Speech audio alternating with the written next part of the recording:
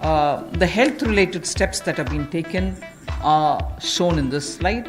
15,000 crores was declared by the Prime Minister as released, and from that 4,113 crores have been released to the states. Essential items of 3,750 crores were bought. Testing labs and kits were also brought in.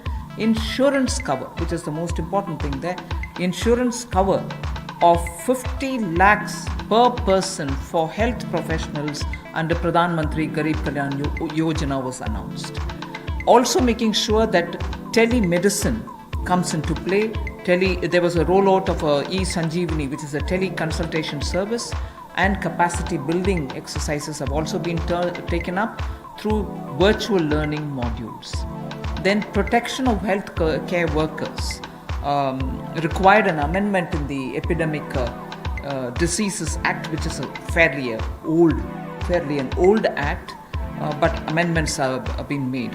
And one thing which the Prime Minister mentioned during his speech, which is worth recollecting, that this challenge gave us an opportunity to prove to the world that we can ramp up production of protection equipments.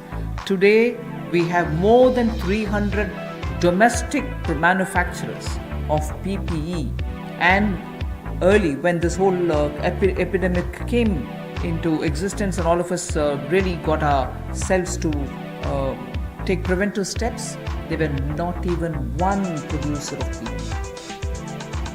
Already we have supplied about 51 lakhs of PPEs, 87 lakhs of N95 masks, and also 11.08 crores of hydroxychloroquine tablets. Health reforms and initiatives have been put in place. Public expenditure on health will be certainly increased. Investments at the grassroots level will be ramped up for health and wellness centers, both in the rural and urban areas. Remember that we had been talking about wellness centers so that they can be in tier 2 and tier 3 cities, and particularly giving focus in aspirational districts. We also spoke about the viability gap funding for the social infrastructure only yesterday. So we will be ramping up all the wellness centers and health infrastructure. All districts will have an infectious diseases block in their hospitals. All districts.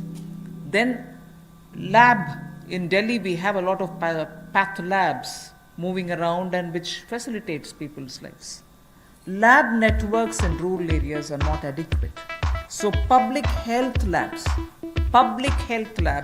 will be set up at all block levels, not just in district, but block levels. We will have public health labs. So I recall Prime Minister did say this pandemic is a challenge.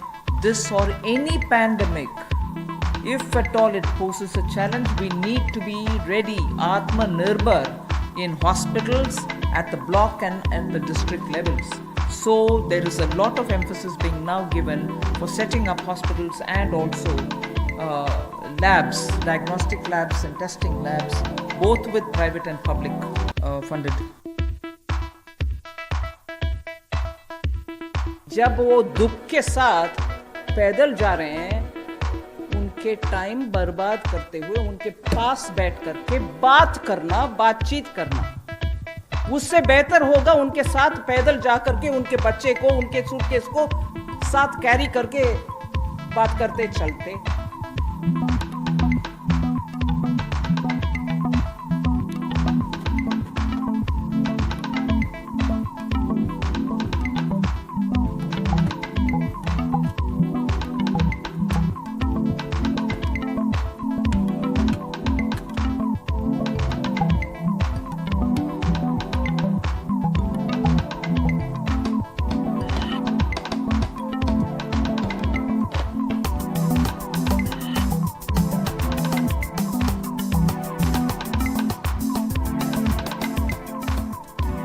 प्रधानमंत्री जी पहले बात बोले कि state जहां हो आप वहां रहिए, और हम We have been giving all kinds of assistance as much as possible, not really ideally.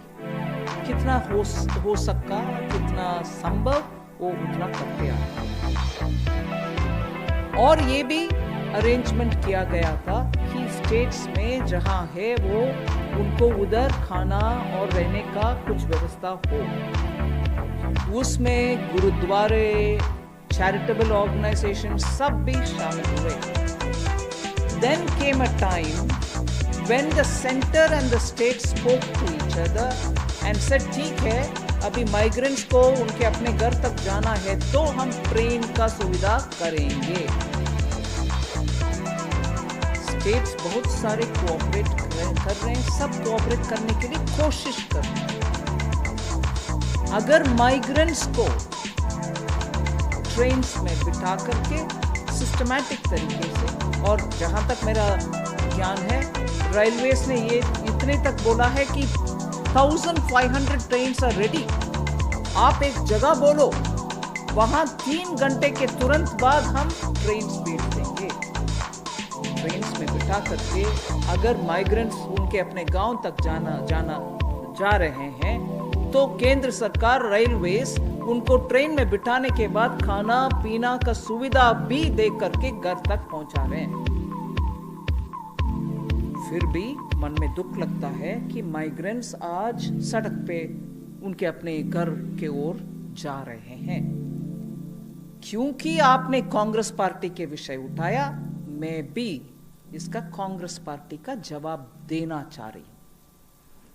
क्यों उनके अपने अपने राज्य सरकार जहां भी है और ट्रेन मंगवाएं और माइग्रेंट्स को उसमें बिठाएं और माइग्रेंट्स को इतने सुविधा के साथ, सुविधा काफी नहीं है फिर भी सुविधा के साथ उनके घर तक पहुंचाने के लिए उनके अपने राज्य को, जहां कांग्रेस के सरकार हो या जहां उनके स्नेह पार्टीज हैं, अलायंस पार्टीज हैं, उनके पास बात करके उनके साथ कोऑपरेट करके और ट्रेन मंगवाएं और माइग्रेंट्स को ट्रेन में बिठा करके उनके अपने घर भेजें। ना कि जब वो दुख के साथ पैदल जा रहे हैं उनके टाइम बर्बाद करते हुए उनके पास बैठ करके बातचीत करना।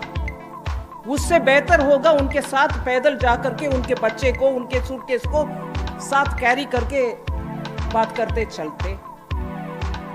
दुख के साथ कह रही हूं इस बात, आराम से बोल सकते हैं। उनके अपने स्टेट्स को क्यों नहीं बोलता है कांग्रेस पार्टी? और ट्रेन लो और ट्रेन मंगवाओ सेंट्रल गवर्नमेंट से, उनमें उन माइग्रेंट्स को बिठाओ। ना कि क्योंकि कांग्रेस पार्टी बोलते हैं ये ड्रामाबाज हर दिन। मैं अभी उन्हीं के शब्दों को उपयोग करना चाहती हूं। ड्रामाबाज है। कल जो हुआ माइग्रेंट को उनके रास्ते पे चलते हुए बगल में बैठ करके बातचीत करने का, वो समय है क्या? वो ड्रामाबाज नहीं है क्या? मैं ऑपोजिशन पार्टी को हाथ जोड़ करके विनम्रता से कहना चाह रही हूं, माइग्रेंट्स का विषय में हम सब साथ होकर के काम करना है।